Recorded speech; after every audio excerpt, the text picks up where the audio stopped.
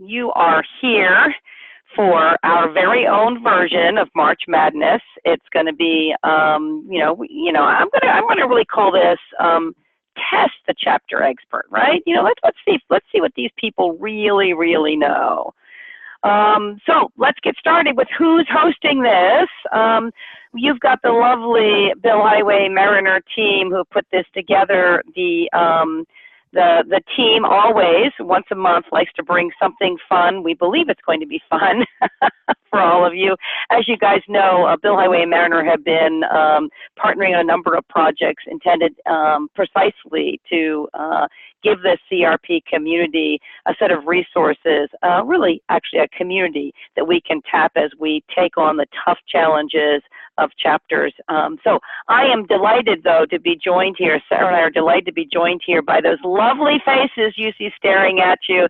Let's do a quick introduction of our wonderful panelists. So I have to tell you that I am super excited to introduce you to Ed. And it says on the slide here, chapter leader at CXPA, because that's one of the reasons why we wanted him to be here and engaged and involved. But it's actually Cravity is his business. I met him through PRSA Maryland, where he was a member volunteer for us. And so I got to see him at the chapter level. He, though, since then, has gotten very involved with the Customer Experience Association. Those of you who were with us at CEX last October had a chance to have a wonderful Diane from the headquarters for CXPA come in and teach us a little bit about member journey mapping. That's the kind of stuff Ed does each and every day. But what's really cool is the model that he has, and in terms of the chapter that he has started here in the Chesapeake area that is aligned with CXPA. And I brought him on here because I really wanted you to see that there are other models for chapters.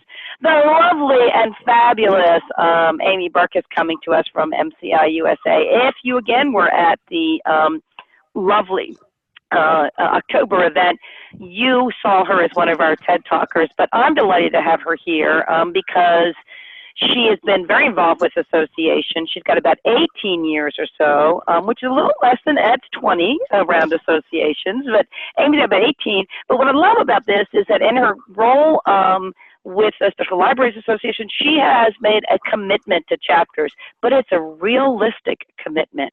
As a CEO, she will bring to us in this conversation a take on what it means to be at the national organization trying to herd those cats that we call chapters. Shifting along this list, we've got the so debonair Peter Houstle with some 36 years around associations. Doesn't look like he's been around for 36 years. Isn't that right, folks? Now, he's, of course, with Mariner. He's with Mariner, but he's here because he's executive director for the DC Metro chapter of the Appraisal Institute and executive director of the Maryland Recycling Network. So we're going to tap his brain as a chapter exec. So that's the person in charge of herding the volunteers at the chapter level.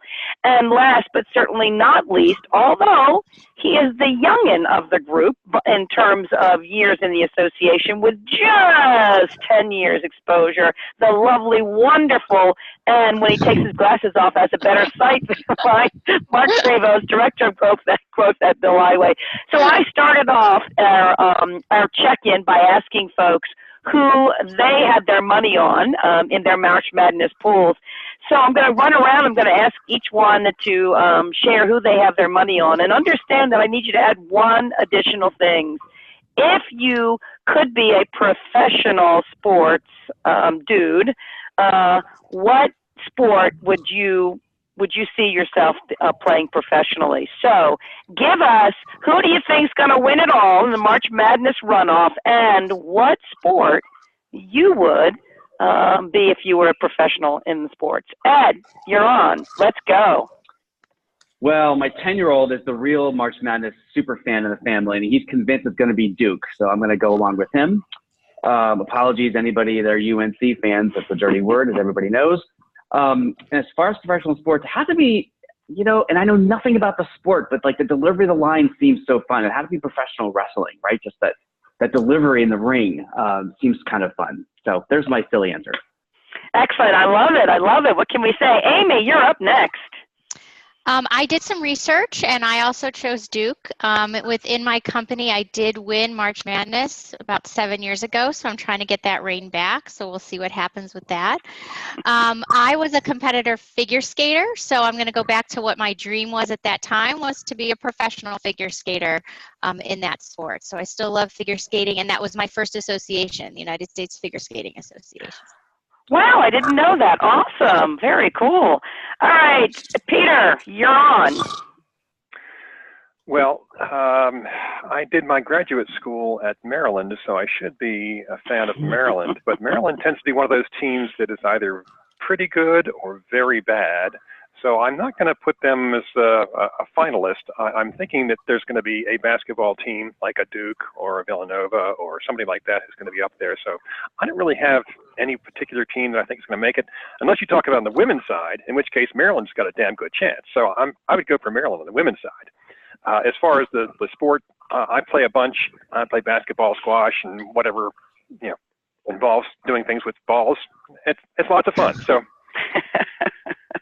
I'm non-committal there. Non-committal. Okay, great. Is there really professional squash? Don't answer that question. Mark Prevost, your turn. You're up.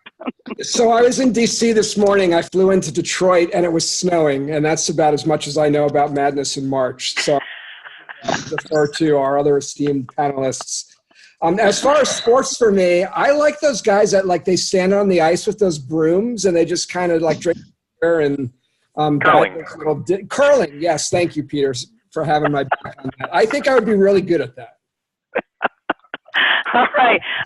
So works well with drinking too. My dear CRPs who are joining us, welcome aboard. We've got some great thinkers here. So you probably will not see them in any professional space on terms of sports, but they are professionals that are going to be able to shed some light on some tough questions. So I've got in my hot little hands here, I've got about 15 tough questions. We'll see how many we can go through. I'm happy to ditch any of these if you guys type in any questions that you think are really critical that I can lob out at these lovely folks. So get your fingers, they should be warmed up now. Go ahead and start typing in, see if you have any questions that you want. If you hear something and you think it's wrong, call them out on the chat. That's right. Tell them, no, you're wrong, and give us the reason why. Allow this to be a conversation as we pull through this hour and make our Friday hours as cool as we can possibly do that. So while you're chatting in, I'm going to put all the folks center stage, and we are going to kick off.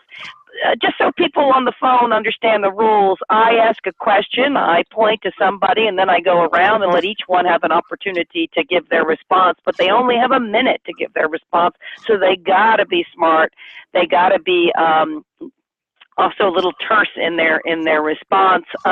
Meanwhile, Sarah and I are going to be giving them points, so we'll see who actually comes out on top with from a point perspective. Of course, the points don't matter, but then again, maybe they do. If they give an answer we don't like, we might mute them for the next round, which means they, of course, cannot get points for the next round. So we're going to have some fun, and I'm going to get started here. And I think I'm going to lob this one out to Amy to get us started here with our first question. Do you think students really want to become professional members in a chapter? And as you're thinking about your response, be sure that you're ready to tell us how you would convert them. So let me repeat the question. Do you think students really want to become professional members in a chapter? And if you do, then you better tell us how to convert them. Are you ready, Amy? The clock is on. Yeah, I'm ready. Okay, yes, I do think they do. I think what we need to look at is to break down some of the infrastructure and perhaps the bureaucracy that we have in place so that we are inclusive and have an easier way for individuals to engage, the students to engage with us. We need it to be fast, they want it when they want it, and how can we deliver that experience? How have I done that? I love going as a national. I'm going out to different chapters and I am visiting and I'm having one-on-one conversations. So think about how could we replicate that? So how can, you know, those longtime members have those conversations, find out what the students are looking for and how you can say, look, we have this, or this is a great idea. We should look to build this and really go from there to build the value. But I think coming from the perspective of inclusivity, diversity of ideas, a new way of doing things, being open to that will get them involved. Okay, great. Good answer. So, and she also kept right within her time slot. So I'm saying to you guys, the competition, it's ready. All right, Peter, jump in. Well, I think I agree with Amy that most students want to be a member of a chapter, but not a 20th century chapter, but a 21st century chapter. And so it's really thinking differently, not about how we connect with each other, not why we connect with each other, but how we connect with each other. And as we've talked many times about the difference in terms of the technology we've been exposed to and how we relate to that technology. I think that's a fundamental difference. But I also think there's something different in terms of how people at the beginning of their career approach this whole notion of becoming a professional. And I think that's a fundamental difference between the students coming in versus the adults who've been around for a while. So their needs are different, and I think there's a different kind of connection they're looking for as well, much having to do with how they advance their career rather than how they necessarily connect with other people in the profession in the traditional sense. All right.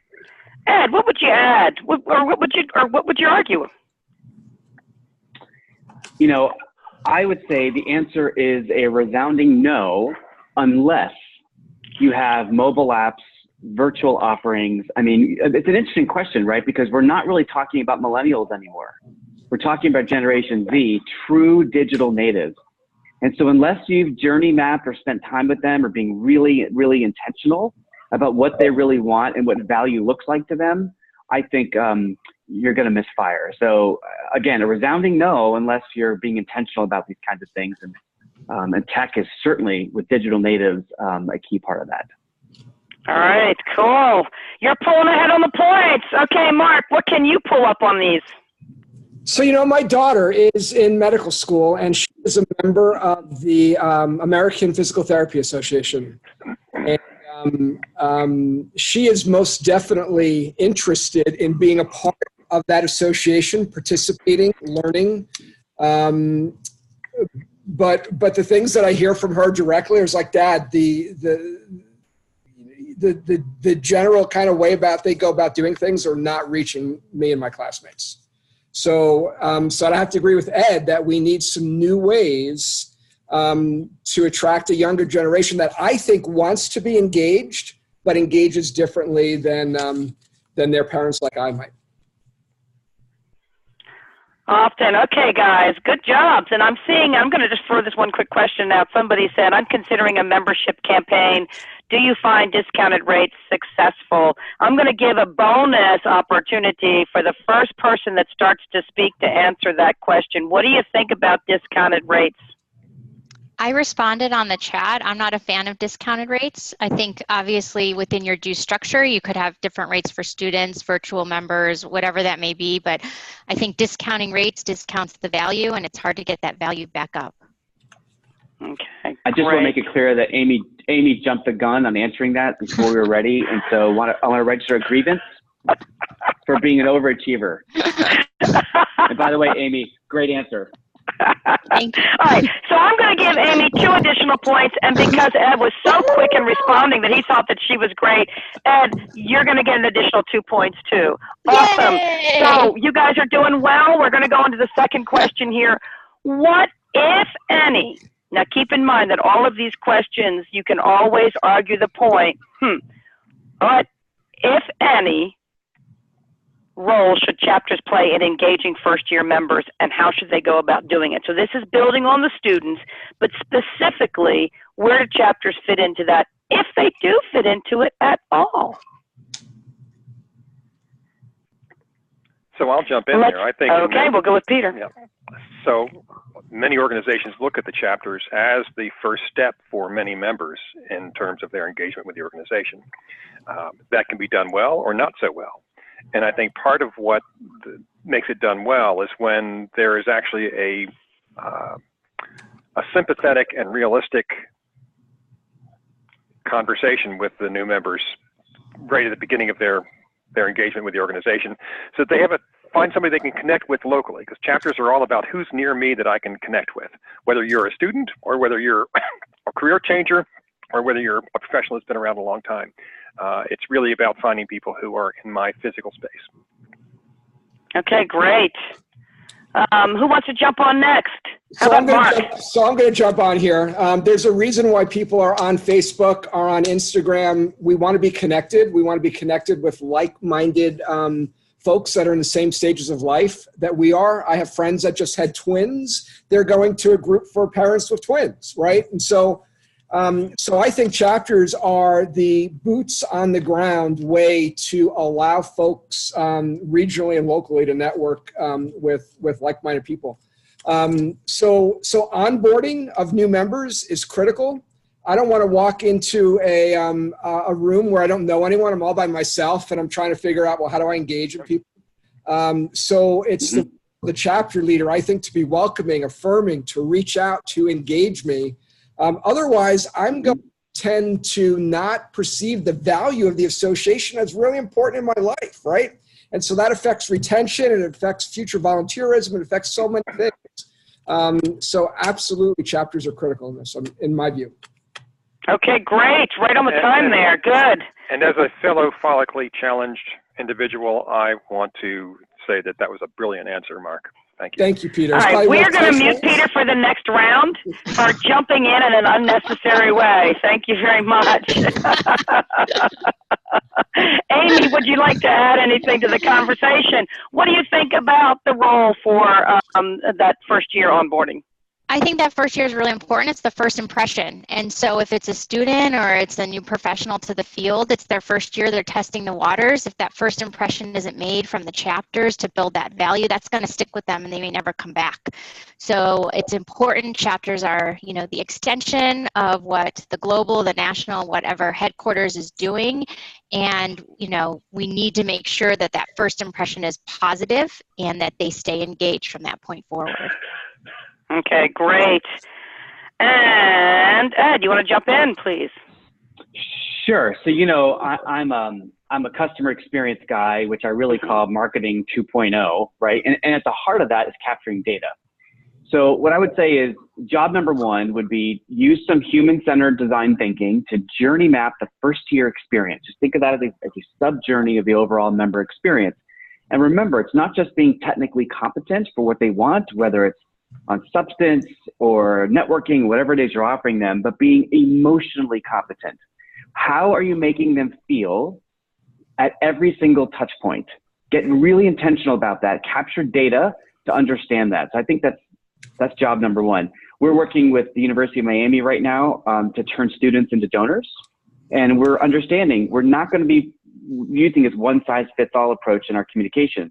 We're going to understand what really interests them and give them specifically that kind of data. Anyway, it's pretty simple in a lot of ways. You have to be very intentional about it. So you're talking about blood donors? Okay, Peter, you're out. You are out. Sarah, you need to mute his line. We are done with him. We'll bring him back in again when his humor becomes more of what I want. Well, can I just pile on? No. Can I move with some real content? Because I think this is important. What Ed was getting to, I think, is really important. And that is, it's a matter of getting somebody to participate in the organization very early on. That's what's going to get them to stick around. So if you can find a way not only to welcome them, but to give them an opportunity to do something that helps move the mission forward or serve the members, then you've got somebody for life, whether they're a donor or not. All right, so I'm going to have to give you a point for making that, for echoing Ed and making that. So just so you know, right now, what I've got is Amy's got 7, Ed's got 8, Mark's got 3, and Peter, I docked you, and now I'm putting you back up again, so I'm going to give you 3. I'm just checking because I think there's something screwy going on here. All right. Moving on. What role does National have in developing the leadership pipeline for chapters? And if you say that it is, what should that role be? So again, this question is, chapters are oftentimes they're struggling. They don't have leaders. They're lacking volunteers, and so they constantly look and they say, well, fix it. And some people say, well, you know what, they have to fix it themselves. So I'm going to start again, if that's okay, with Amy. Amy, what do you think in terms of National's role as a CEO in a national organization? What is your role in developing the leadership pipeline specifically for chapters? Well, we need to work collaboratively with the chapters on the succession planning, whatever is involved with that. What does that mean? Well, I'm hearing it, we can't find leaders, we can't find individuals to participate. We need to make sure that we're articulating that value of that experience clearly, and that chapters understand that. I think we run into this all the time. It comes back to communication, right? And so if we're not articulating as headquarters, national, down to the chapter value, new programs, new resources, whatever that may be, the new experience, that if you come on to be a volunteer leader, we're going to support you in these ways. You're not alone. And I think oftentimes leaders are afraid or potential leaders are afraid to step up because of the work involved. And they don't want to disappoint their colleagues. I mean, that's the hardest thing, right? You get on a call and they're like, did you do anything? And you have to say, no, I didn't get to it, right? So we want a supportive environment. So how can we create that? And how can we create that culture within the chapters? No judgment and, no drama. And we're all working together for a common cause, to grow the organization, to grow the profession, whatever that may be. Okay, great.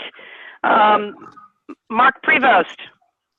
Yeah, so listen, Napoleon one time said there are no bad soldiers, only bad captains, right? And so I believe that the national headquarters organization, international headquarters organization, whatever you want to call it, is directly responsible for an environment that that facilitates folks volunteering, right? So for example, let's say I love photography. So why can't I use my photography as a micro volunteer to take pictures for a newsletter? Why do you have to make me sign up to be a president or a treasurer? So people volunteer because they're interested in the mission, right? They want to work with members. I don't want to have to send you Word documents about how many members attended this last event or what I have in my bank account balance. So we burden these leaders who just want to serve and be a part of the mission and work with members with all of this stuff like it's the 1950s where we have to do data entry all over again. And I believe that's directly that HQ is directly responsible for setting an environment where that doesn't happen. Okay, great. Thanks. Ed, chime in. I think Mark's absolutely right. All eyes look up. I think the number one thing I'd say here in terms of developing the leadership pipeline is basically give chapters permission to experiment, right? Take on this concept of servant leadership. Your job at headquarters level, and I've worked at headquarters in this exact capacity, your job is to remove obstacles, not to really exert this command and control from the 50s, as Mark suggested. And so in terms of the pipeline, we think of it a little bit like chess. It's not just about the next step you're going to make, but the step after the next step. And so get intentional about working with chapters, identify the talent early, give them permission to experiment, create new roles if you have to. Maybe it's a junior shadow board, like an advisory council or something like that. To let especially millennials who want to contribute and quote unquote be in management right away, there are creative ways to do that. Permission to experiment is key. Be flexible. All right. That's been a great round. Peter was muted for this round for being so irresponsible from previously, but that's okay. We're moving on to our next question, and I'll let him come back into the mix. So Peter, let's listen up to this question. We're going to go Peter, Mark, Amy, Ed in the next order. let's get beyond the typical responses of the fact that you brought this up, Mark, when you said, people don't want to be the treasurer, they don't want to be the president necessarily, and it was sort of brought up in some of the stuff that Ed just said as well. But Peter, get beyond the typical responses. What keeps members from volunteering at the chapter level? Let's get at the heart of this, and is there a solution? So Peter, kick us off here. What's the real problem? How do we fix it? Well, I think the real problem is that we don't we don't create realistic expectations. We don't explain what's being asked. We don't explain what done looks like. We don't help people understand what the time commitment is. And most importantly, we don't really do a good job of telling them why volunteering is a really cool thing to do. So I would say 90% of this is a communication problem, in the sense that we tend to say we've got a role we want to fill, as opposed to have a function we want to get successfully, or a goal we want to achieve. And when we can give people a sense of where we're trying to go and let them bring their own creativity to helping us get there, they're much more likely to participate. But way too often we are trapped in this 1950s model of what associations and volunteering is all about. And we tend to want to put people into a box that says you're going to be a committee member and you're going to plan the next meeting, and then you'll plan the next meeting and plan the next meeting, as opposed to, hey, we're trying to help our members more successfully achieve whatever their career goals are. Can you help us do that? Okay, so that's reasonable, but you're telling me the same stuff I'm always hearing. Mark, come on, give me an answer here. How do we solve this? So Peggy, I'm glad you came to the right source for a great answer on this. No, I'm just kidding, Peter. So listen, we need to right size opportunities, right? So we're all busy. My role as a volunteer in the chapter is about the 7th most important thing on the list of things that I have to do today. So clearly, so give me the ability to choose from a menu of ways to volunteer that fit my lifestyle, that fit my passions, and that fit my time. And then do it in a way that's technologically advanced, right? So I can say to Alexa, hey, Alexa, send me paper towels, because I'm out of paper towels. And 2 days later, I have paper towels on my door, right? It takes 2 days? But we in association times have technology that looks like, what's that movie, Hidden Figures, right? Where there's a whole room full of people doing data entry, and it's just not an Amazon-like experience. And so we've got to fix those things. And I think until we do, we're going to continue to struggle with this challenge. All right, so technology is what you're saying. Technology and right-sizing volunteer opportunities. All right. Amy, anything you want to add to that? Come on, let's get some real honest stuff here. I think people just don't feel the value or feel welcomed. They, when it comes down to it, when, they might say, I don't have the time. Okay, we all don't have the time, right? Like, the internet was supposed to free us up for more time and technology, and we are limited. It's not time. We don't want to. Quite frankly, we don't want to. We're not seeing the connection with people. You might not connect with the folks in the chapter. You might not like the direction they're going in. That's a big thing. If a volunteer is passionate about your organization but doesn't like the direction the chapter's heading in, or the national global group, what can you do about that? How can you keep them involved? They just might not want to. There's lots of groups I could get involved with. I just don't want to put my time there and my energy. Okay, awesome. All right, Ed, give us the answer we're looking for here. Well, I agree with all of what was said. You did ask about getting beyond the typical responses. I did. You were listening. You get a point for listening. I was trying. In that vein, it was a good answer. It was good. I would offer this. I'm not really sure, Peggy, that we can answer that question if we don't take the time to understand what actually motivates people, intrinsically speaking. So if you look at the world of organizational psychology, human behavior science, we've learned there are now unbelievably powerful ways to gain insight into what motivates people. Intrinsically speaking, at the DNA level, who they are, what's in your members' DNA, what's going to actually motivate them? Is it, there are different dimensions of that. Could it be they're motivated by wanting more public recognition? They want more autonomy. They want to contribute in a way they feel empowered. They're motivated by learning, much like you would have in any other kind of organization. In the informal world of like of a volunteer-led kind of membership organization, they're still human beings. And these assessments are really powerful. I'm using them now with clients. I think of it like a decoder ring. So I think that can hopefully get beyond the typical response. Mm-hmm. So I want a quick bonus round here, because, you know, we can offer solutions, but how many of you here are actually volunteering at a chapter level right now? I mean, Mark, Ed, Peter, Amy. So talk to me in 25 seconds about if you are in a volunteering at chapter level, the 20 seconds of why. And I know, Mark, you raised your hand. I know, Ed.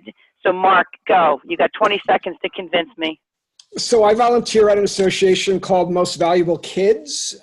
We secure sports tickets from corporations that have suites that go unused, and we give them to nonprofits to distribute out to their nonprofits that focus on kids. And I do that because I'm passionate about the cause, but it enables me to use my business acumen and connections to aid this in a way that's unique to my skill set. Okay, great. Using tying your business acumen and skills to an opportunity to give back something you're passionate about. Ed. In addition to the Customer Experience Association, I'm volunteering with Hacking HR. It's because of my passion around how broken I think HR really is. I've been part of organizations where it works really well and where there's this culture of just compliance, and it's just really been awful and demotivating. And so I'm on a mission to try to change that in whatever small way I can. I do that through Hacking HR. I'm here in Maryland. Okay, awesome. And I know we've got someone from SHRM on the call here. Maybe she's going to want to get to know you a little bit more. All right. Amy or Peter, anything to add? I don't volunteer right now at a chapter level. I'm looking into something that's a little bit of a different model, but the local Rotary International, I've engaged with them. So it's not official yet, but why am I doing that? I just wanted to make a difference locally. And of course, it ties internationally as well with the work they do. All right, cool. Peter. Well, I guess as the executive director of 2 chapters, I feel like I'm volunteering whether I like it or not. So perhaps voluntold would be a better description of my role with these groups. And there are many times that I feel that what I do as a volunteer in these organizations is important in the sense that I'm working with the volunteers to help them burn their calories well. Okay, awesome. All right. So just a real quick point check. We'll put the points up in after this next question. But hey, Peggy, one thing quick on this. As your points, what a great job I think you're doing. No. This afternoon, I think you're doing fabulous, as you always do. I just want to share that with you. Oh, Mark, you're now up another point. I just love it. But you know what I really love is Amy calling you out, so she gets an additional 5 points. Yes. Oh. So there you go. Amy and Ed, you're both tied at 13. Mark, you've got 9 now. Great job on that one. All right. Peter, you need to pick up the pace just a little bit. You're sitting at 5. All right. So, I got to be nice. So let me ask this question. I want to. There's a question coming through the chat on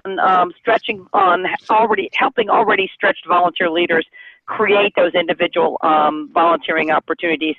And I'm gonna come back to that question. I'll give you guys a couple of times to think about it because I want to move on to a few other things that we had. But I think Scott's got a great point, and maybe you guys can get extra bonus points by weaving it into your next round.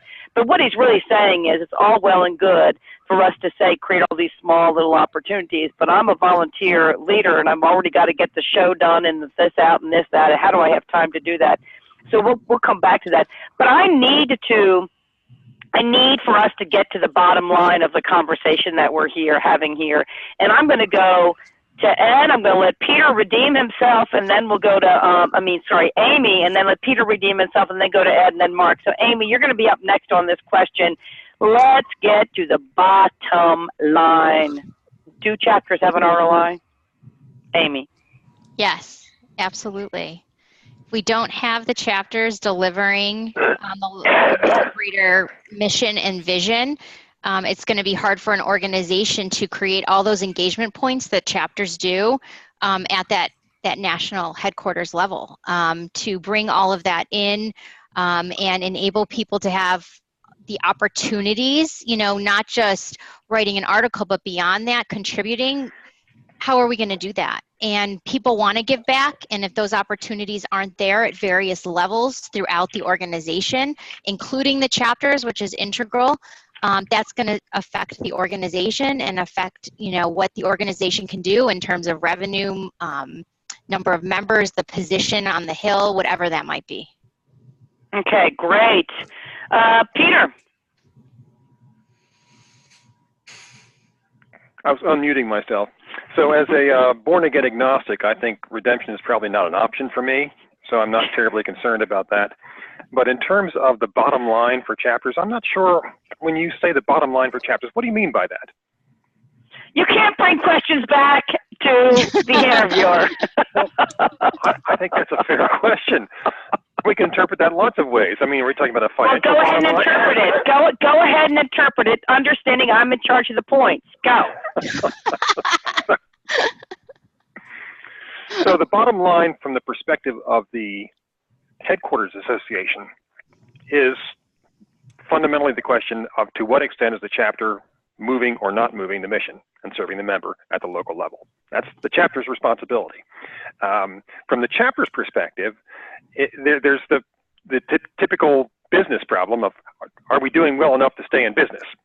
And way too often for chapters, they get hung up on staying in business as opposed to moving the mission. And then they're doing all the wrong things for the wrong reasons. So the bottom line for chapters is really saying, what can we do well, that's going to move the mission and serve the member, and ignore all the other crap. But how do you measure it, Peter? Well, there are lots of different ways you can measure it. I usually start with, to what extent are members participating and reparticipating in whatever we're doing? And if we're getting a good market penetration, if we're getting good levels of participation, then we're doing something right. If we see the same old showing up for everything we do, whether it's virtual or in person, then I'm saying we're probably missing the mark with a lot of people. However, that said, sometimes it may be that of the 100% of members that you have in your space, only 30% of them are really going to ever participate in the chapter. And if you're doing a good job for them, good. All right. Mark. So last year I was a participant in a session that was led by Peter and Patrick Alger of GBTA, where they talked about how to measure ROI for chapters. And I would highly recommend the study that they've done. And absolutely, chapters do have an ROI. And if it's worth managing, and then it's worth measuring, right? And so Peter and I've just really enjoyed seeing the work that he's done on that. And I would encourage folks to go through the exercise where Mariner walks through step by step how to measure specific ROI for chapters. As one bold guide to another, thank you very much, Mark. I appreciate that. I'm feeling the love here. So I believe there was an ROI webinar as well, and maybe we can get the lovely Sarah to put a link to that in the chat box. Oh, she's on top of it. Look at that. All right. And Mark, because you segue to that, you get an extra point. So I'm giving you 2 points for your thing, plus another point is 3 points. Peter got 4 points on that. Amy, I just love everything you say. You get an additional 4 points. Ed. Everyone gets a point. Ed, no, wait a minute. Ed's got to earn his points. I just want to say at the outset, these questions are beautifully crafted. I'm not going to question the questions themselves. Just want to get on the table. No, I think, look, obviously ROI is important. I would say at the same time, don't make it overly complicated, right? Like don't end up chasing silly scores. I think one key metric is, are you delivering as a chapter? Are you delivering more value than you take in payment? Like, really simple. And a lot of things that can come out of that. But, the future of work is to be as agile as possible. And I think that applies to how we as human beings like to organize what we do. And that certainly applies to chapters. Okay, that was a good answer, and it's going to put you on the hot spot, Ed, for just a moment as I bring up the next question, because I think the point you have made and the point Peter and Amy made and then Mark brought home was about this idea that the ROI is really about engagement, but it's about engaging the right people in the way that they want to be engaged. So, Ed, if the current chapter structure does not meet the new world of work, which is very agile, let's get rid of the old school. So what are the options? Tell us what you've done that is not old school in your chapter. Ed, you're on. Okay. I guess by default, it's new school, right? So I think about, and what I'm going to share with you, there has led to a little bit of tension with the national headquarters, but it was resolved. Let me explain what I mean. So when we set out, for example, to build an original member list for CXPA here in Maryland, I went to Meetup. I felt like the software being offered at the national level was kind of clunky. I was thinking very much about the user experience and wanted to make this member driven. And that's an established platform, and there are others that we know about. And we use that quite a bit to communicate with members, to get them engaged. And within 2 months, we had 120, 130 people. So I think new school is to look at the kinds of tools that kind of like bring your own device to work in a way. Look at tools that are established and piggyback off of them. Don't try to reinvent the wheel. Be very selective about that, and you can do it if you're thinking outside in. Awesome, very cool. Let's go to Amy. So at the Special Libraries Association, our chapters are a bit old school, and we're working right now. Board had a meeting this week to make them new school. And one of that is, like, we have criteria for, you have to have 25 participants. I mean, this list is like humongous, and we're breaking that down, referring to them as communities, and that you need 3 people, roughly 3 people, to kind of pull something together. So like a convener, someone who's like leading it, and programs. So breaking this old structure down is what we're in the middle of right now, because it's not working. And, I think that some of that criteria, and I know this is like a question maybe later on, but what do? We don't have 25 members. Do you break down the chapter because of that, but maybe 15 are feeling the value? Take all that away. If 10 people want to get together and there's still some value and there's something there, that's the perspective that we're going on. So we will hopefully be new school. There's a lot more to that, but that's just the one point that came to my mind right away. Okay, great. Peter. So I think, and this is we've done with all three of our management clients, and it just builds on what Amy just said, is that we need to meet the member where they are, not ask the member to meet us where we are.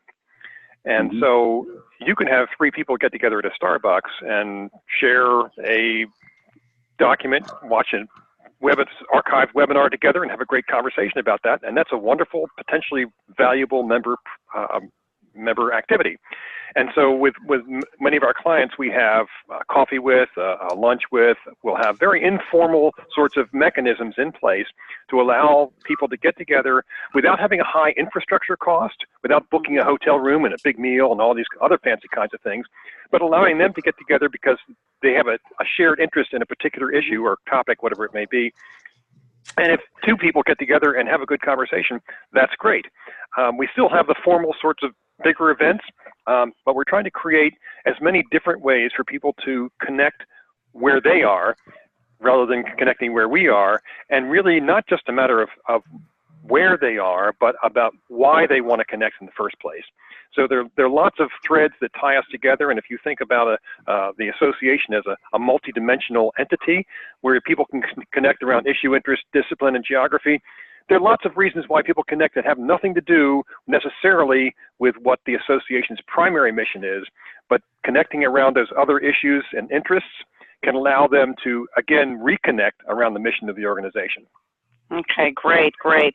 Mark is going to use his first free pass. Congratulations, Mark, for showing us just a new way of handling this.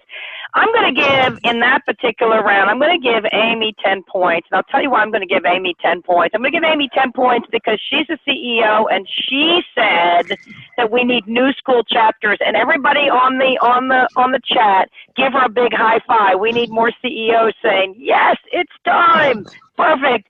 And I'm going to give Peter and Ed both 5. I can't give you 10 because I just gave Amy 10, so you get 5 apiece. Sure. What can I say? So let's go to a question that's near and dear to all of our hearts. Can we talk about scoring bias for a minute here? Okay, here's the tough question. Peter, mute him. Peter, shut up. Okay, here's the real question, though.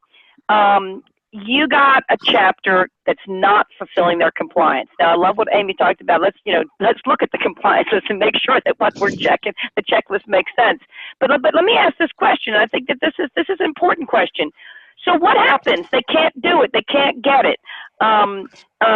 Do we cut them off at the knees? Do we build a wall around them? What do we do with these chapters that are not in compliance? Let's start with Mark. Do you want to go first? Boy, this is a tough one for me. I know. This is a tough one for everyone, right? And so, the obvious answer is, how can we as CRPs be mentors to our chapter leaders? And come alongside and put our arms around people and help them. And that sounds all well and great. Yeah, kumbaya, come on. Right, but a lot of folks, are doing that, and you've got non-responsive chapter leaders. You've got, all sorts of. So I'm actually looking forward to hearing the answers from some of the. Because this Good, is, Mark. I mean, for a non-answer, at least you acknowledge that there were people in the room that might have answers. So I guess we give you a point I'm going to be announcing my candidacy for the 2020 presidential campaign very shortly. All right, let's take it. We're going to take it to the top of my screen, and that puts it back in Amy's category. You're a CEO. You got a non-compliant chapter. What are you going to do? So we've had a bunch of those. Special libraries is under group exemption, so we need all of the, the bank accounts, all the financial information to report up because we're filing 1990 on behalf of all of these groups. And what was happening was that groups were not meeting the deadline, and then they wouldn't get their allotment, and then we had all these petitions going on. So these chapters were petitioning. So every board meeting I felt like was like a homeowners association, these petitions coming in so that they could get their allotment, because then they turned in their paperwork when they could. Right? So I said, why are we doing this? We need it for 990s to report this information. The auditors are asking us for it.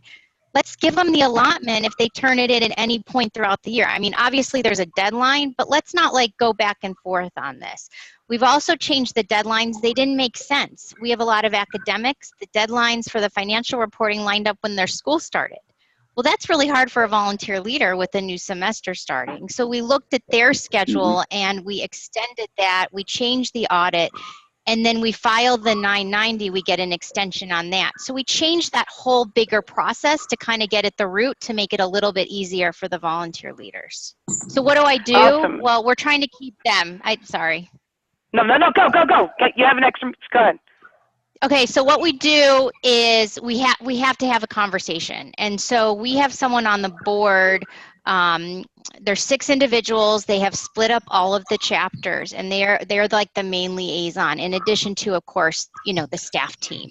But sometimes it's easier for member to member to have these conversations with the chapter in terms of, you're not in compliance, this isn't going well, and having that conversation versus staff coming at it with an email or something. So we really try to have that one-on-one approach. We do have, chapters that have gone and done their own website. And, for me right now, where am I going to put that time and value in? They have their own website. Their website is actually better than what we gave them. it's leading to more members, I'm not going to touch that right now. So I think right now I'm in a little bit of a limbo, like, where do we want to play with this? Because I'm not sure it's worth it in the end. And if what they're doing is growing membership and growing revenue, then I'm okay with it. Wow, if we unpack that, that would be, there's a bunch of stuff in there. First of all is making sure that the compliance is really going to make a difference. Secondly is if really if we really are very clear about what this is about, it may be just like we can look the other way kind of easily. But then the third thing is giving them the extra support. You've done great, and I want to let you know that Mark said that he would like to, because of yielded time, he should get extra points. So, Mark, that was a brilliant idea, but I'm going to give your extra points to Amy. Thank you for offering those. Awesome. So rigged. So rigged. Thanks, Mark. Okay, Peter. Hey, by the way, Peggy, I think Scott Wilson just chimed in the chat with a really Okay, good. That's probably worth exploring. But. Excellent. Good, I will. Thanks. But Peter, go ahead while I catch up on that. So one of our management clients, whom I will not name, has a parent organization, and I use the word parent on purpose because their guiding document for their chapters is called Regulation Number 9. And it's like 160 pages long, and it basically tells you, which shoe you put on first and everything else that you could possibly address. And so there are two fundamental problems I see with most of the compliance systems that are in place. One is they way over manage what a chapter does and doesn't do. And two, they focus on way too many things that have nothing to do with the mission and everything to do with the organization. And I understand, Amy, if you're filing a 990 on behalf of these guys, you've got to have their financial reports. But beyond that, there are lots of things for which the compliance issues are irrelevant. And so my goal as an executive, as a CEO, is I take care of the mission and the member first. I take care of the attorneys and the accountants last. I do whatever the minimum amount I can do to keep them at bay. And that's all that I want to do. So in the case of this organization that has Regulation Number 9, well, if you don't do certain things, they withhold the dues rebate. So I make sure those things get done. The rest of it, I got more important things to do. And that's where, as a CEO and executive director of these chapters, that's where I focus my energy. So compliance is important, but I think it's way too much the focus of the staff, the headquarters staff, and not anywhere near the areas of mission and member that should be the attention. Okay, great, thank you. Ed? So unless I think there's something egregious, right, like some minor detail, like, I don't know, embezzlement, right, a minor detail, like, I think the answer should be no. I think it's important to remember that a culture of care beats a culture of compliance every single time. Now, does that mean we don't need to be compliant? Of course we do. But in terms of the culture, the war footing, how we think about our work and the people we interact with, let's maybe be a little more intentional and dig a little bit about why there hasn't been compliance. Is it maybe about us at the headquarters? Have we been maybe too inflexible? Are we old school and have inherited decades and decades of, well, that's the way we've always done it, right? And like, what can we do to take the rigmarole out of the process, right? It'd be really intentional about that. If you're not, you just kind of let things sit the way they are. And I think it's natural human tendency to kind of revolt against that. So I would really be in favor of no, but again, it's case by case, obviously, but just get a little more intentional about digging deep to understand what's driving that compliance. And I have a stop watch going that was 55 seconds. Exactly. Very good. Very good. Very good. Very good. Everybody in that round gets 5 points. Everybody gets 5 points. You guys are doing great. But the bottom line that I just heard from the four of you is that compliance schmaliance. We shouldn't build walls around our chapters, and maybe, just maybe, they're out of compliance because we at National haven't figured out what is the right thing about compliance. So good.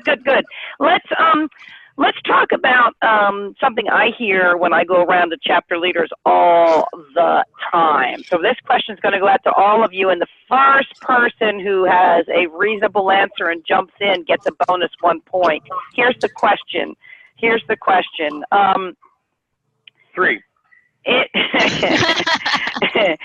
Is it the role of National to engage members to attend chapter events? So like I hear all the time, well, National would help us, we'd have more people in our events. Is it the role of National to engage members in our events and in our chapter events? If so, exactly what can National do to make that happen? The answer is yes. Okay, Peter, you go. Tell us a little more about the yes. And I say yes advisedly. So if you think about chapters as part of an ecosystem of which the headquarters and the chapters are all part, then they really should be viewing themselves as partners. It should be a symbiotic relationship. And that in effect, what they are trying to do is deliver as complete a value proposition to the member, wherever they are, whenever they need it, whatever they're looking for, as they can.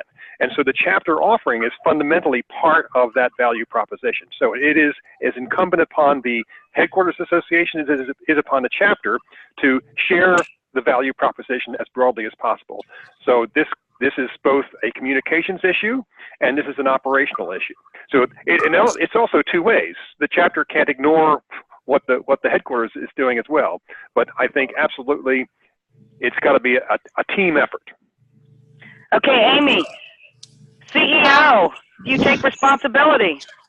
I do take responsibility. I'm actually hearing right now from folks that they don't see the value, and I'm like, well, a lot of that value comes from the chapter level. We need to figure this out.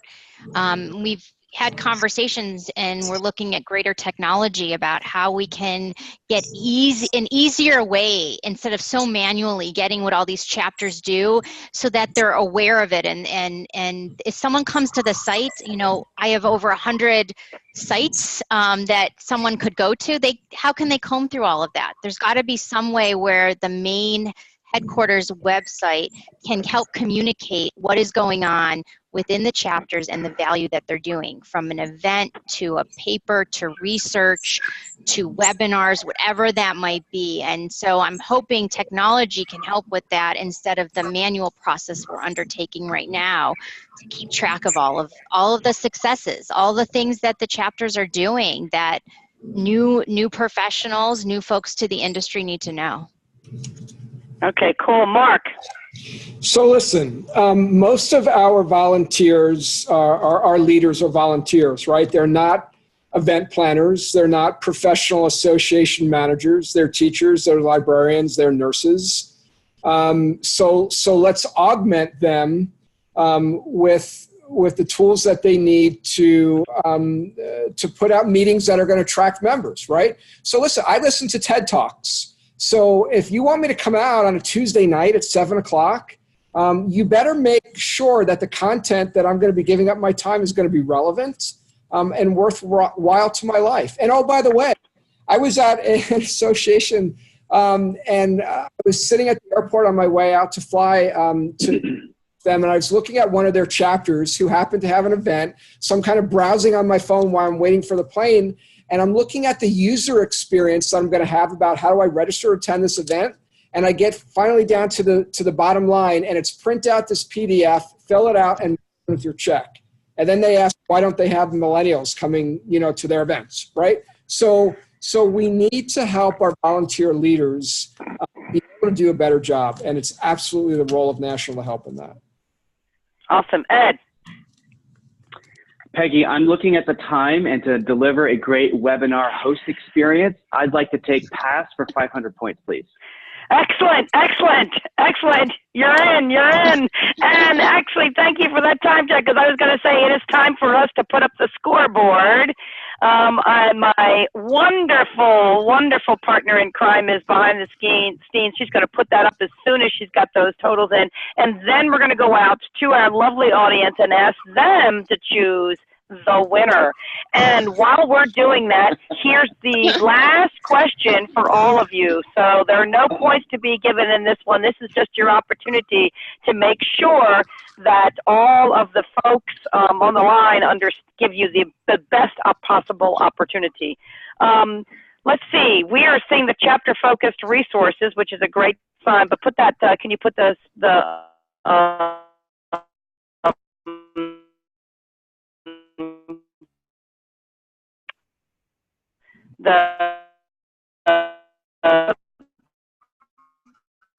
slide deck up and I was going to show up. Solution, yes or no? Virtual chapters, solution, yes or no? Mark, Prevost. I would encourage everyone in the Chicago and DC areas to come out in April to have a very in-depth conversation on this very important topic. Excellent. Peter? Yes. Yes, okay. Amy? Yes. Okay, and finally, Ed. Be the naysayer. Come on, Ed. No. Okay, I don't really understand the question. Sorry. And I love it. That is the answer we needed. You get the bonus points. Good job all the way around. Okay, I got to ask this question. Can you guys see Billhighway's screen up there showing the points that ended right before then? Unfortunately, I think she's just trying to get the slides to come up. So we ended with Ed 26, Amy 26, Peter 15, Mark 20, but now it goes to my lovely folks out in the field. Give us the poll. Give us who won today's debate. Can we pull that poll up? Free Billhighway. There we go. Amy.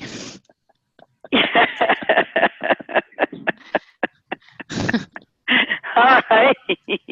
I like what it Keep says the at the votes bottom. coming in. I like what it says at the bottom of this. Hosts and panelists can I know. vote. I just tried to vote for myself. Like Chicago, right? Vote early and vote often. All right, Ed, you're the winner. Yay! Peter, Mark, Amy, thank you so much, all of you. As we pull it to a wrap, I just want to thank you. You guys were great. You were good sports in letting us have this great conversation. Hey, folks, for all of you that joined us, give a big shout out in the box. In the chat box for our incredible panelists today. And I'd like to just mention one final thing. We have the virtual chapter workshops coming up on Washington, D.C. on April 22nd, Chicago, Illinois on Thursday, Illinois on Thursday, April 25th. Those are half-day workshops in which we are going to decode the question around virtual chapters. April 22nd, Washington, D.C., April 25th, Chicago. It's at, go up to billhighway.co, associations events, and you'll find that information. And then lastly, I've just got to tell you that we do have the date for CEX, the Association Component Exchange, October 18th, 2019. So guys, we got you covered. Just want to say one last thank you, Amy. Thank you, Peter. Thank you, Ed. Thank you, Mark. Hey, y'all have a great Friday, and we'll see if Duke or Maryland win.